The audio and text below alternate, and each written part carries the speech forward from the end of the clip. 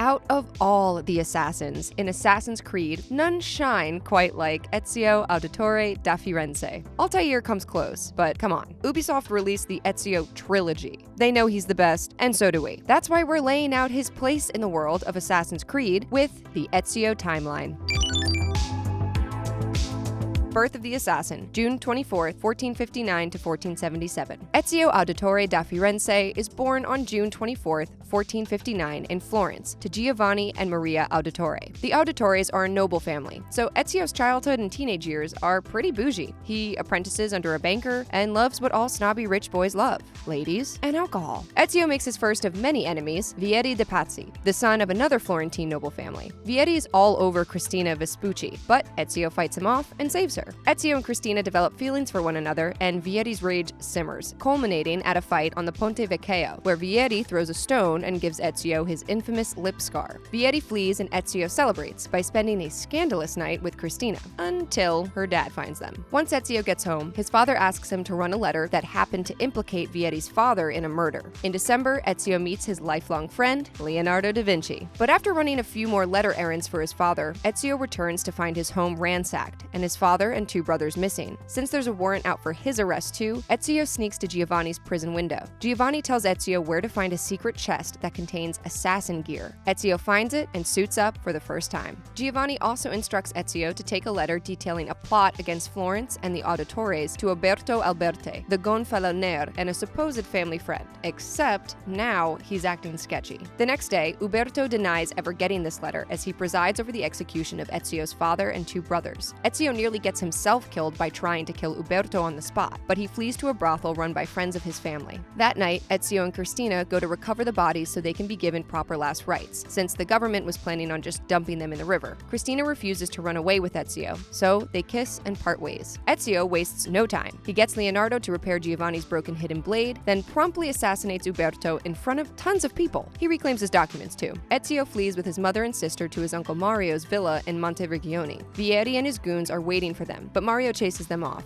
Uncle Mario tells Ezio the secret Auditore family history. They're all assassins. Turns out the Pazzis are part of the Templar Order, the assassin's longtime enemy, and they ordered a hit on Ezio's family. Mario trains Ezio in the assassin arts for 1 year, and after some hesitation, Ezio accepts his place in the Assassin Brotherhood. Going after the Pazzis, 1478. Ezio joins Mario just in time to kill Vieri de' Pazzi in a duel. Killing Vieri also frees up the villa from continual harassment. From here, Ezio vows to track and kill every Templar responsible for his family's death, in particular Rodrigo Borgia, the Grand Master of the Templar Order in Italy. Mario shows Ezio the villa's codex wall, and Ezio vows to continue his father's work to decode the codex of the legendary assassin mentor Altair ibn la-Ahad, which contains the location of a mysterious vault. Oh, and he ropes in his pal Leonardo to help build him fancy new assassin gadgets. When Ezio returns to Florence, he learns of the Pazzi's plan to assassinate the heads of the Medici family, the de facto leaders of Florence, as well as Auditore allies. With the Medicis gone, the Pazzi would place their own man, Borgia, in charge of Florence. Ezio isn't able to save Giuliano de' Medici, but he does manage to protect Lorenzo. As the city's on the cusp of civil war, Ezio kills Francesco de' Pazzi and forces the rest of the Pazzi gang to flee. He begins to regularly get contracts from Lorenzo. For the next few years, Ezio continues to hunt down the Pazzis and Borgia. This climaxes in 1480, when Borgia kills the last Pazzi, and very nearly kills an eavesdropping Ezio too, going after the Barbarigos. 1480 to 1486. Ezio heads to Venice to hunt down Borgia's Templar associate Emilio Barbarigo, a corrupt, tyrannical merchant. With the help of some local thieves, Ezio kills Emilio in his own palace. He gets a lead to another Templar meeting, attended by Borgia himself, and learns of the Templars' plan to poison the Doge and replace him with Emilio's cousin, Marco. Ezio and his allies use Leonardo's new flying machine to get into the Doge's palace, but Ezio arrives too late and gets framed for the Doge's murder. Marco becomes the Doge, but Ezio is quickly able to infiltrate his Carnevale party and kill him before he can do any real damage. The one nice Barbarigo then becomes Doge. He asks Ezio and company to kill the other Barbarigo, Silvio, since Silvio's planning on killing him. Ezio does, but discovers that the assassination plot was a decoy so that the Templars could flee to Cyprus. Securing the apple, formal induction, June 24th,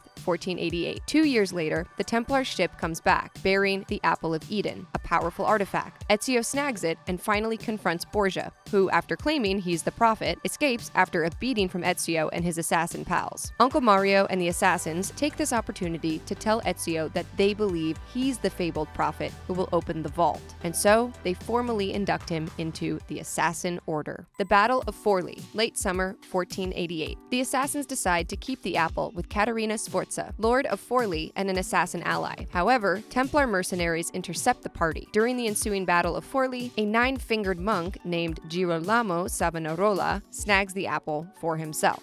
While searching for Savonarola and the apple, Ezio agrees to take a job protecting Christopher Columbus from an assassination plot twice, and he wasn't even asked to the second time. But before this second, or valiant, rescue, Ezio decides to postpone searching for the apple and heads to Spain to save some assassins from the Templar-backed Spanish Inquisition. In the process, he kills a ton of inquisitors, frees the king of the Moors, and brings an end to the war. He also learns that Borgia is a papal candidate. Savonarola rises, 1494 to 1496. After his little vacation, Ezio returns to Italy and his actual quest of looking for the apple. Unfortunately, his chase hits a dead end in Florence in 1494. And when he gets back to Venice, he gets even worse news. His ally, Lorenzo de' Medici, is dead, and Borgia is now the new pope, Alexander VI. Plus, Savonarola has used Medici's death to his advantage and taken control over Florence. Savonarola is preaching for a return to the Middle Ages and ordering people to burn all the writing and artworks of the Renaissance. Bonfire of the Vanities, 1497 to 1498. Ezio heads back to Florence and sets to work assassinating Savonarola's 9 lieutenants, who had been suppressing the citizens. His old flame Christina dies in the chaos, but the second the lieutenants are gone, the citizens of Florence rise up and drive Savonarola out of his house. Even the apple can't save him. So Ezio finally recovers the apple and kills Savonarola. Hey, it's a better way to go than being burnt to death by an angry mob. Into the vault, 1499. Now armed with the apple and a complete codex, the assassins learn that the fabled vault is beneath the Vatican. They also learn that the papal staff Borgia possesses is another piece of Eden, which can open the vault when used with the apple. After a fierce piece of Eden-wielding duel, Ezio bests Borgia, but refuses to kill him. That won't bring his family back. Instead, Ezio proves he's the prophet by entering the vault. Inside, he finds only a holographic figure named Minerva, who claims to be a member of a first civilization who made humans. She also warns about the reoccurrence of a great catastrophe, and addresses some guy named Desmond, whoever that is. It's a whole thing we don't have time to get into. Just go check out our complete Assassin's Creed timeline if you want the whole story, because that also exists. When he exits the vault, Ezio discovers that Borgia is gone, and the staff has sunken into the floor. He contemplates casting the apple into the Tiber River, but decides to hand it over to Uncle Mario, and the two ride back to the family villa. Siege of Monteregione, January 2nd, 1500. Shortly after their return, Cesare Borgia, Rodrigo's son, lays siege on Monteregione with the papal army. His army destroys the city, and Cesare himself steals the apple and kills Mario. Ezio attempts to pursue Cesare to Rome, but passes out from his own severe injuries. Liberation of Rome, 1500 to 1503. Fellow assassin, Nicolai Machiavelli, brings Ezio to Rome and explains that Borgia's ascent to power has brought Rome into a state of serious disrepair. The city is in ruins, people are oppressed and starving. Soon after burning his first Borgia tower, Ezio meets Nicholas Copernicus, a scholar whose teachings are so radically anti-Templar that Vatican guards are trying to kill him. Ezio ends up following the breadcrumbs and killing the Pope's master of the Sacred Palace, who's been tasked with making sure Rome's philosophy stayed pure. Ezio then starts strengthening the Assassin Order, dwindling Borgia's influence at the same time. He revitalizes the assassins' relationships with the courtesans, the thieves, and the mercenaries. By 1501, he starts rebuilding the Assassin Order by recruiting new apprentices, including his sister, Claudia. From here, Ezio burns down the rest of Borgia's towers in Rome and kills a ton of Templar agents and 2 of Cesare's 3 generals. After he snags the key to Castel San Angelo from an amorous actor, he's appointed mentor of the Italian assassins. But he doesn't have time for any ceremony. He immediately heads out to kill Rodrigo Borgia, but his work is already done. Cesare has just murdered his father. But to be fair, he was trying to poison him. Ezio beats Cesare to the apple's hiding spot, and in December 1503, the assassins wipe out the rest of Cesare's loyalists. The new pope orders Cesare's arrest, and the Borgia's rule of Rome is officially done. Cesare imprisoned, 1504 to 1506. Cesare is exiled to Spain and imprisoned. His whereabouts are a secret even to Ezio, who is now a counselor to the pope. Despite all the precautions, Cesare escapes after 2 years and takes shelter shelter with his brother-in-law, King John III of Navarre. The king then gives Cesare full control of the Navarrese army. Meanwhile, in 1506, Ezio seals the apple away in the Colosseum vault. After following some Borgia lovers who had kidnapped Claudia, Ezio is already on Cesare's trail by the time he escapes. Siege of Viana, March 1507. King John has Cesare lead a force of 10,000 soldiers to seize the town of Viana, and Cesare is hoping that this can eventually help him recapture Rome. Ezio finds Cesare in the midst of a brutal siege and nearly kills him, but Cesare escapes again. Surrounded by scenes of the Navarrese army killing civilians, Ezio finds Cesare once more as his forces encroach upon the castle and kills him for good by throwing him off a wall. Good job. With their commander gone, the Navarrese quickly lose the battle, and the Borgia tyranny is finally over. Ezio returns to Rome and continues to reform and improve the assassin order. Arrival in Masyaf, March 1511. 2 years after Cesare's death, Ezio finds an interesting letter among Uncle Mario's belongings. The letter is from his father and mentions a sealed library beneath the fortress of Masyaf, which belonged to Altair. Curiosity leads Ezio to leave Italy in 1510, and he arrives in Masyaf the following March, and is immediately ambushed by Templars. Ezio escapes, only to learn that special keys are needed to unlock the special library, and the Templar captain, Leandros, has the journal containing their whereabouts. He figures they're looking for the keys too, so naturally, Ezio assassinates him, claims the journal, and heads to where the keys are, Constantinople. Arrival in Constantinople, May 1511. In Constantinople, Ezio quickly makes new friends and helps retake some assassin dens from the Templars. He recovers his first key beneath a bookstore run by his future wife, Sophia Sartor. She helps Ezio decode a map leading to more keys. Ezio also manages to save an Ottoman prince, Suleiman, from an assassination plot by the remnants of Byzantine forces. Ezio agrees to help hunt down those responsible in between key hunting. With each new key he recovers, Ezio is able to live through significant moments of Altair's life. Conflict with Prince Ahmet, 1512. Ezio suspects that one of the captains, Tariq, was behind the botched assassination. This guy also has ties to the former Byzantine heir, Manuel Palaeologos, so Suleiman has Ezio assassinate Tariq. Just as Ezio fatally wounds him, Tariq admits he was actually a spy, plotting to ambush Manuel. He was just trying to get in his good graces. So, Ezio follows up on Tariq's mission, follows Manuel to Cappadocia, and assassinates him. Manuel also happens to have the final key. Ezio finally has all the keys, but turns out that Suleiman's uncle, Prince Ahmet, is the leader of the Byzantine Templars. Ahmet threatens to harm Sophia Sartor if Ezio doesn't hand over the key, but Ezio refuses and tries to beat Ahmet back to Constantinople. Fight for the Masyaf keys, 1512. Ezio returns to find Sophia's bookshop ransacked and his closest assassin allies slaughtered. To save Sophia, Ezio has no choice but to hand the keys over to Ahmet. But it's a trick. Sophia is about to be killed elsewhere anyway.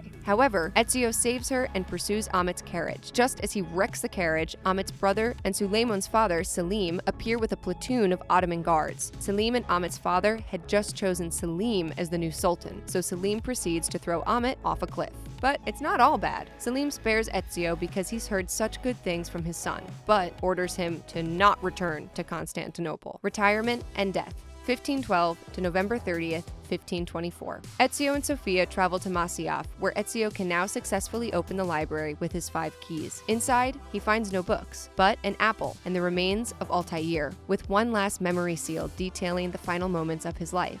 Ezio rejects the temptation to touch the apple, yet the apple activates, and Ezio is able to directly address this Desmond that he's heard about all those years ago. Ezio lays down his arms as a sign of retirement and says he's merely a conduit for a message he doesn't understand. Ezio and Sophia then travel to Italy and marry. Ezio and Sophia retire to a villa in the Tuscan countryside. They have their first child, Flavia, in 1513, and their son, Marcello, the following year. In 1519, Ezio gets a serious chest infection, which leaves him with a cough for the rest of his life. Still, that doesn't stop him from briefly coming out of retirement. In 1524, a Chinese assassin named Xiao Jun seeks him out at his villa, asking for his advice on how to rebuild the Chinese assassin order. Ezio initially refuses, but eventually agrees to help out. Chinese imperial soldiers ambush the pair in Florence, and Ezio trains Xiao Jun in preparation for the next ambush on his villa. The pair successfully defend Ezio's home, and Xiao Jun goes on her way as a fully formed assassin. Finally, Ezio accompanies Sophia and Flavia on a trip to Florence, and while his wife and daughter go shopping, he passes away on a park bench. Wow, after everything he did, Ezio deserved to go in peace. The Assassin's Creed train has kept on rolling without him, but he'll still go down as one of the greatest assassins of all time. Which Ezio game is your favorite? I think Assassin's Creed 2 is just a classic. That's my opinion. I'm Sydney, your host. Thanks for watching, thanks for listening, and be sure to subscribe to the Leaderboard. All players are welcome.